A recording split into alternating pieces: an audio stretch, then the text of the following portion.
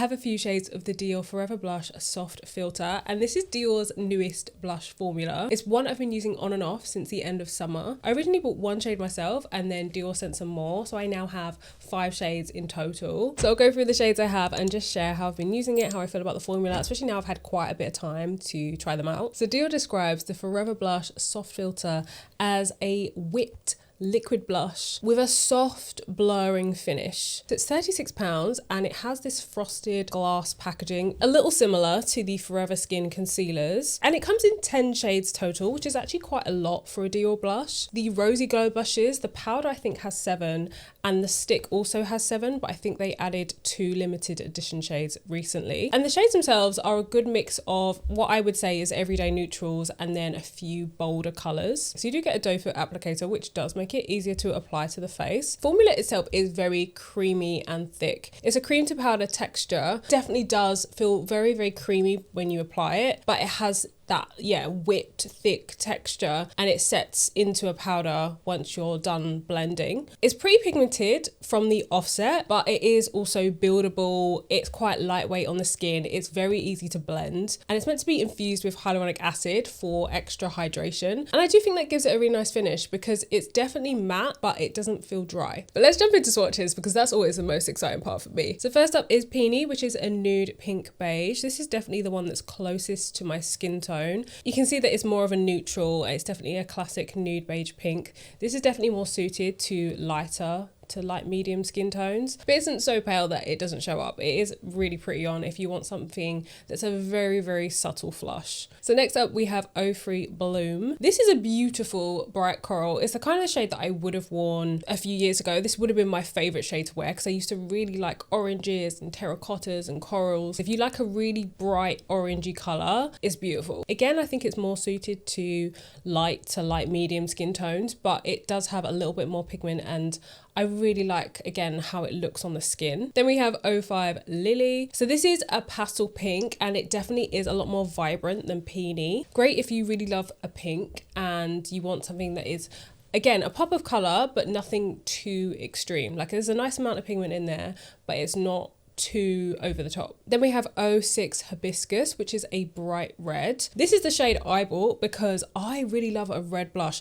and this definitely leans more pink when you apply it, but it is absolutely gorgeous. It kind of looks like what would be a almost natural flush if it weren't so pink, but I just think it's gorgeous. If you want something super vibrant, super intense, because you barely need any of this. I use about a dot and that is literally all I need. It has so much more pigment in than the other shades that I've talked about so far. It is gorgeous and this is going to be more suitable to medium and a little bit deeper. And then last but not least, I have 08 Oud. This is a deep red brown and it is so beautiful. This works more as like a bronzer for me, but a really rich deep one. It does look better when my skin is a little bit more tanned. So again, if you have medium or medium deep or like deeper skin tones, this is going to be better because it has a little bit more richness, a little bit more pigment, and it's just really gorgeous. Like I love this tone. I want this as a lip color. It's absolutely gorgeous. With this one, I don't need as much. I need maybe a dot, and I like mixing this one with others. So straight away, I noticed the texture felt really interesting. I actually don't have many blushes that are quite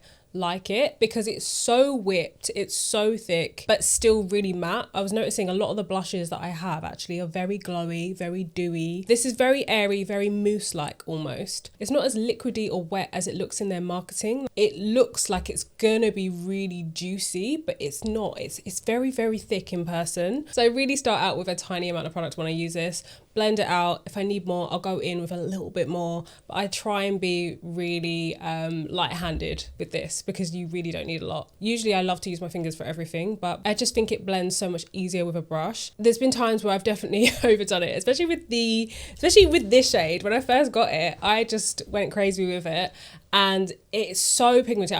I guess I just wasn't expecting it because the other Dior blushes are quite sheer.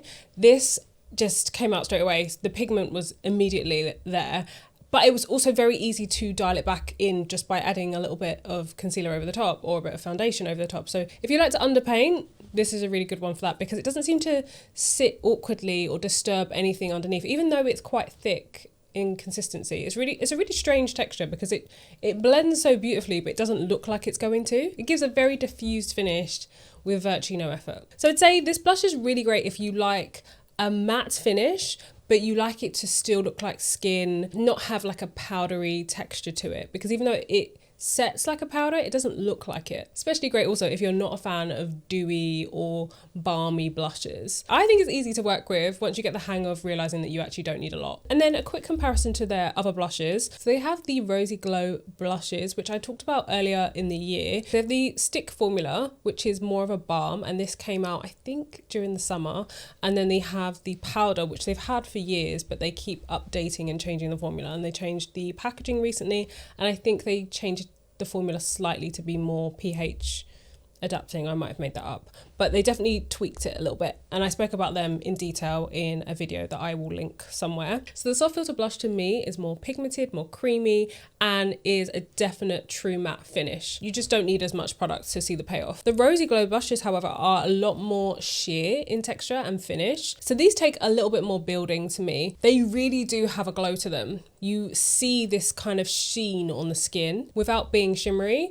It looks glowy on the skin. The stick also has almost this wet look, and I think that's because of the balmy texture, and it looks absolutely beautiful. I really love this blush. This is this was my favorite until they released the filter. This is kind of the happy medium for me, whereas the powder I'd say is the most subtle, and I feel like this takes a little bit more work to see the payoff. And even if we look at the packaging, the feel of them is very different. I wonder if they created for a very different customer. This is a lot more playful, a lot more in keeping with the highlighter palettes. This just feels more minimal, more luxe. They just have a completely different vibe. So I like them all for different reasons, but in terms of like what comes with me when I'm traveling or I'm on the go, it's going to be the stick because it is the easiest to use. I don't really need any other products with this, and it's so easy to chuck on, blend out very easily because it has that sheer balmy texture. It is also the most forgiving. The soft filter blush, because I tend to want to use a brush, I end up using it most at home, and I think because of the glass,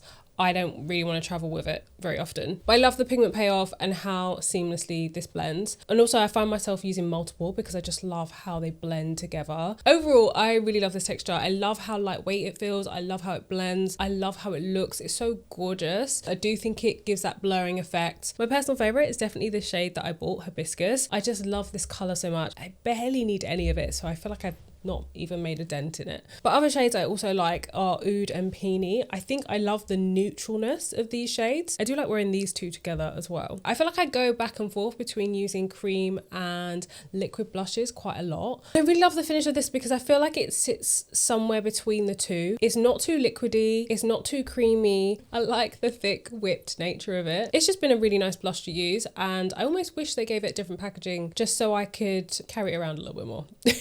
But let me know in the comments if you tried this blush or what shade you're drawn to, and if there's anything you'd like to see from me next, feel free to leave that below. I feel like there's been a few Dior launches that I keep forgetting to post about. I've just seen that they've done 2 new textures for the lip oil, so if I can get my hands on that, I think I'll probably be talking about that next. Thank you so much for watching, and I'll see you in the next one. Bye guys.